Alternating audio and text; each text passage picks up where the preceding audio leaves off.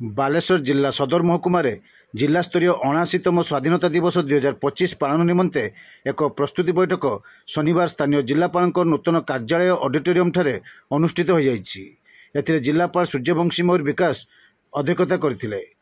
प्रारंभ में जिला सूचना लोकसंपर्क अधिकारी प्रियदर्शी राजेश बैठक में उपस्थित समस्त सदस्यों को शुभेच्छा जणाइबा सह स्वाधीनता दिवस दिन हेबाकु थिबा समस्त कार्यसूची एवं यार प्राक प्रस्तुति संपर्क समस्त कार्य खसड़ा वर्णना करथिले। एही ऐतिहासिक जातीय दिवस को आनंद और उल्लास सह पालन करने निमंते दिवसव्यापी समस्त कार्यक्रम गुड़िकर आलोचना करा जाय निष्पत्ति निया जायतिला। आजिर एही जिला स्तरीय प्रस्तुति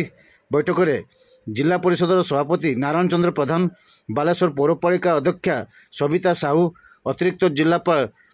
साधारण सुधाकर नायक, अतिरिक्त जिलापाल राजस्व हेमंत सिंह, जिला परिषदर मुख्य उन्नयन अधिकारी तथा कार्यनिर्वाही अधिकारी संजय कुमार राउत, अतिरिक्त कार्यनिर्वाही अधिकारी तथा उपजिलापाल डॉक्टर मधुस्मिता सामंतराय, भारतीय प्रशासनिक सेवा प्रोफेशनल श्यामल भगत समेत जिला स्तरीय समस्त विभागीय अधिकारी, विभिन्न गणमाध्यम कर्मकर्ता, विभिन्न अनुष्ठान कर्मकर्ता एवं समाजसेवी जोगदे आलोचन अंशग्रहण करथिले। परिशेष बैठक में उपस्थित समस्त सदस्यों को जिला प्रशासन पक्षर अतिरिक्त जिलापाल साधारण श्री नायक समस्त को धन्यवाद अर्पण करथिले।